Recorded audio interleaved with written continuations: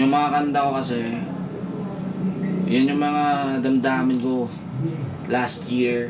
Until now, meron pa rin. Multo eh, no? Minulto kasi ako sa pag-ibig. Alam niya. Multuan tayo.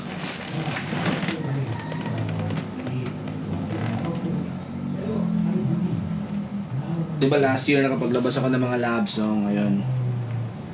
Kasi nung time na yon, bago ako na-busted nun, di ba? Tapos nakikita ko ng magandang babae na naman. Tapos yun, nakwento ko sa kanta yung crush ko, yung bagong crush ko kumbaga. Until natigil na naman, di ba? Pero hindi ako nang ligo sa crush na yun. Hindi. Pero gusto ko. Pero parang wala eh. Walang mga signals. Ayun na. Tapos ako kasi yung tipong lalaki na hindi nagabol eh. Yung hindi nagabol, hindi lumuluhod. Alam mo na. Ganon. Tapos tamad ako sa panliligaw. Alam mo na. Tapos ayun.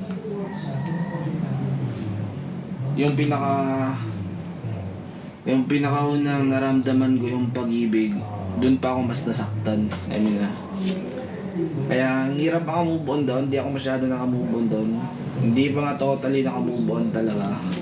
Kaya ayun, may mga kanta akong nagawa na ganun.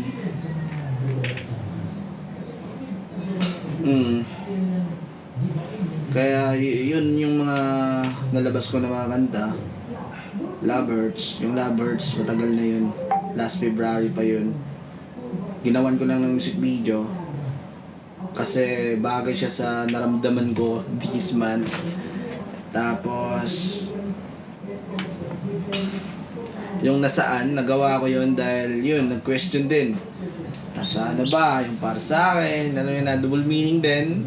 About sa pangarap, about sa future na makasama ko, di ba? Tapos ano din, ayun, naglabas din ako dun ng kanta na New Wave nung January. Tapos ginawan ko na music video this month nung pumunta kami ng Manila. Sinulit ko para hindi din sayang yung trip, di ba? Habang nagtitrip, habang nag-i-enjoy, meron ding madadala na memories.